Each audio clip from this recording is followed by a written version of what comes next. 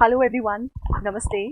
I welcome you once again in this MOOC course on English for competitive exams. Okay, and now for this week 4, lecture 16, we are going to study articles. Okay, अब देखो articles की जब हम बात करते हैं तो हिंदी में इसके लिए कोई शब्द नहीं है, इसलिए क्योंकि हिंदी में ए एंड द जो हम इंग्लिश में यूज करते हैं तो ऐसा हिंदी में कोई भी शब्द रूप नहीं है। ओके, तो आर्टिकल्स का कोई हिंदी में ट्रांसलेशन अभी नहीं कर सकती, वो उसको अगर मेरे को हिंदी में बोलना भी पड़ेगा तो मैं आर्टिकल्स ही बोलूंगी। ओके, तो आर्टिकल्स क्या होते हैं?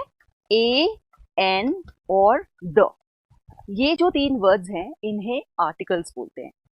तो ये 3 है, पर आज हम सिर्फ इनडेफिनेट आर्टिकल्स की बात करेंगे जो कि ए और एन होते हैं। ओके, ए और एन ये इनडेफिनेट आर्टिकल्स होते हैं। तो मित्रों, आर्टिकल्स वे शब्द होते हैं जो किसी भी संज्ञा, सर्वनाम या विशेषण की कोई खास बात बताते हैं या कोई सामान्य बात बताते हैं। तो जब हम इनडेफिनेट आर्टिकल्स की बात करते हैं, वे जनरल थिंग्स बताते हैं, कोई भी जनरल बात बताते हैं किसी नाउन की, प्रोनाउन की या एडजेक्टिव की। और जब हम डेफिनेट आर्टिकल की बात करते हैं तो वो स्पेसिफिक बात बताते हैं। आपको अगर समझ में नहीं आया तो हम अच्छे से इसको यहां देखते हैं कि जैसे मैं एक सेंटेंस लिख रही हूं, I go to school, right? I go to school, मैं स्कूल जाती हूं या जाता हूं। अब ये जो स्कूल है, ये स्कूल हम सबको पता है कि ये एक संज्ञा है, it is a noun, right? अब मैंने यहाँ पे कोई भी आर्टिकल नहीं लगाया है, इसलिए क्योंकि जब हम किसी जगह पर उसके प्राइमरी पर्पस के लिए अगर जाते हैं तो हम आर्टिकल नहीं लगाते हैं। ओके, लेकिन अगर मैं लिखूं यहाँ पे आई गो टू द स्कूल, अगर मैं बता रही हूं कि भाई मैं स्कूल किसी खास काम के लिए जा रही हूं जो कि प्राइमरी नहीं है, सेकेंडरी है, तब मैंने यहाँ पे आर्टिकल द लगाया, राइट? उसी तरह से जब मैं कोई सेंटेंस लिखती हूं, जैसे दिस इज ए बॉय, यह एक लड़का है। अब वो कोई सा भी लड़का है तो मैंने यहाँ पे ए लगाया, राइट? क्या लगाया? ए लगाया। लेकिन अगर मैं किसी खास, किसी विशेष लड़के की अगर बात कर रही हूं जिसकी कोई स्पेशल क्वालिटी है, तो मैं बोलूंगी this is the boy, right? The लगाऊंगी, मैं खास बात बता रही हूं उस लड़के की। ओके, तो ये होते हैं आर्टिकल्स। ये जब किसी भी नाउन, प्रोनाउन या एडजेक्टिव से पहले लगते हैं तो हमें पता चल जाता है कि ये जनरल यूज के लिए हैं ये शब्द या कोई स्पेसिफिक यूज के लिए। Okay, right?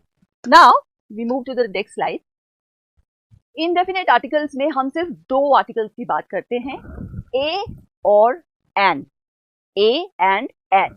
ओके, अब इंग्लिश में हम सबको पता है कि वाल साउंड होता है, VOWEL, वॉवल नहीं होता है मित्रों, ये वाल होता है। जैसे TOWEL, टॉवल नहीं होता है, टाल होता है। ओके, तो हमें सबको पता है कि भाई there are 5 vowels in English language. Okay, which are they? AEIOU, right? बाकी जितने भी लेटर्स हैं इंग्लिश के अल्फाबेट में, अल्फाबेट कॉन्स्टिट्यूशन होता है ये 26 लेटर्स का। ओके, जितने भी लेटर्स होते हैं ये सारे कॉन्सोनेंट्स हैं इन 5 के अलावा, AEIOU।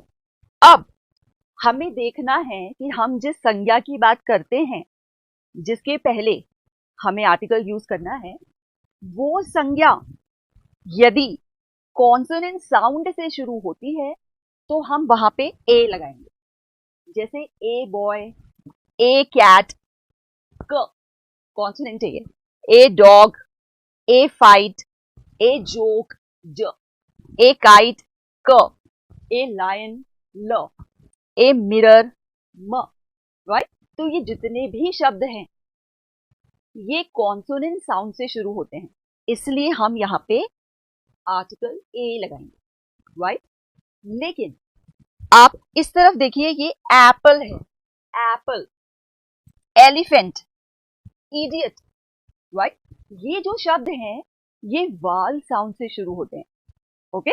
तो जब वाल साउंड से शुरू होता कोई नाउन हो, प्रोनाउन हो, या एडजेक्टिव हो, या एडवर्ब हो, तो हम एन का उपयोग करेंगे।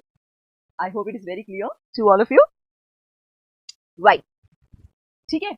अब बच्चे क्या है, कभी कभी कंफ्यूज हो जाते हैं जब एग्जाम्स में ये पूछा जाता है, तो बच्चे कंफ्यूज हो जाते हैं कि भाई मैम वाल साउंड की बात कर रही थी, तो ए ई आई ओ यू से स्टार्ट होते हुए जितने भी शब्द हैं उनके आगे आंखें बंद करके हमें एंड लगाना है, पर ऐसा नहीं है। We are not talking about the vowel letters, we are talking about the vowel sound which is generated, okay. जैसे a book, a frog, a car, a lemon, a dog, a truck, b, k, d, f, l, t, right? ये sound consonant sound है, तो हमने क्या लगाया a। लेकिन we have to be very very careful। कुछ ऐसे शब्द होते हैं जैसे h o u r, हार नहीं है, ये r है। मित्रों यहाँ पे ये जो h है ये साइलेंट है, it is a silent letter, right. तो यहाँ पे हम एन लगाएंगे, हम ए आर नहीं बोलेंगे, हम एन आर बोलेंगे, because the pronunciation of H O U R is R, okay. यहाँ पे आप ये देखिए यू है, राइट, वाल वाल है, as a letter it is a vowel, but the sound is a consonant sound, it is university, right. तो जब sound consonant होता है तो हम ए ही लगाएंगे, लेकिन जब साउंड वाल का होता है तो हम एन लगाएंगे, ओके। ये देखिए यू से स्टार्ट होता हुआ अंकल है, एन अंकल। यू से स्टार्ट होता हुआ यूनिवर्सिटी है, a university, right. The H at the beginning of hour is silent, the U at the beginning of U sounds like U, okay. A cold day, a very good day, very pleasant day. I hope now this is very very clear, okay, right। तो अब हम एक छोटी सी exercise कर लेते हैं ताकि अपना अच्छे से सॉलिड रिवीजन हो जाए। Now you see, there is a cat on the top of the car। A क्यों आया? क्योंकि यहाँ cat है, कॉन्सोनेंट साउंड है क। Would you like a cup of tea?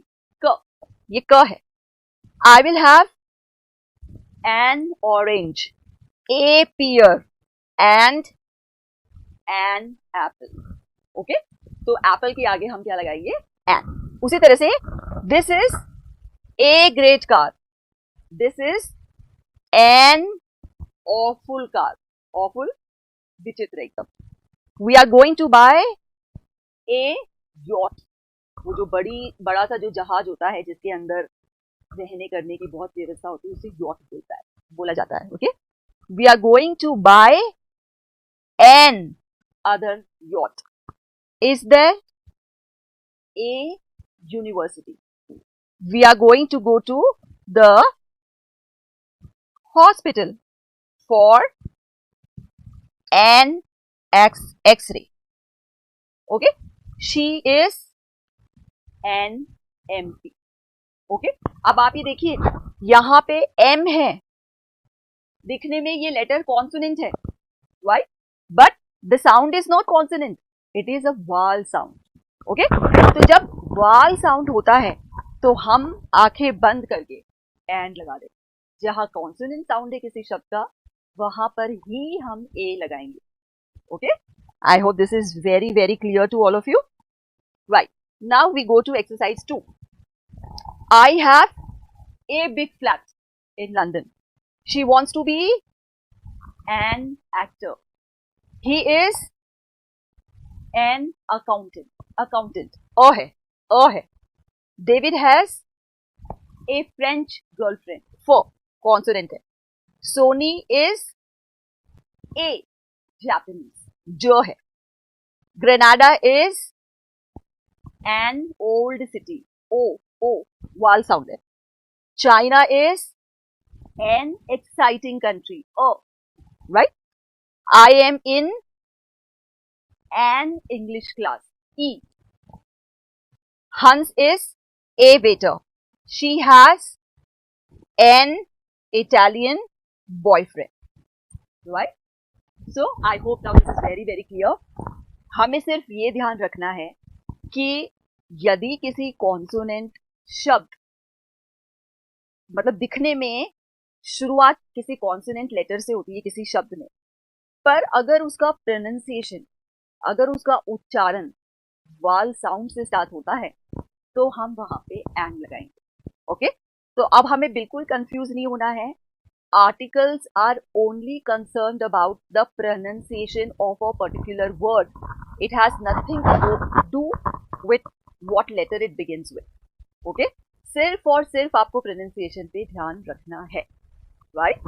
So this is the end of this class on indefinite articles A and N. Next class में हम definite article the की बात करेंगे, क्योंकि जब हम indefinite articles A और N की बात करते हैं वो generalization है, मतलब they just focus on the general concept associated with the nouns, pronouns, adjectives or adverbs. पर जब हम किसी विशेष प्रक्रिया या किसी विशेष कारण की बात करते हैं किसी शब्द में या किसी वाक्य रूप में, तो वहां पे हम आर्टिकल द का उपयोग करते हैं. Okay, so this was all for this class. Thank you so much. See you in the next class on the definite article the. Thank you.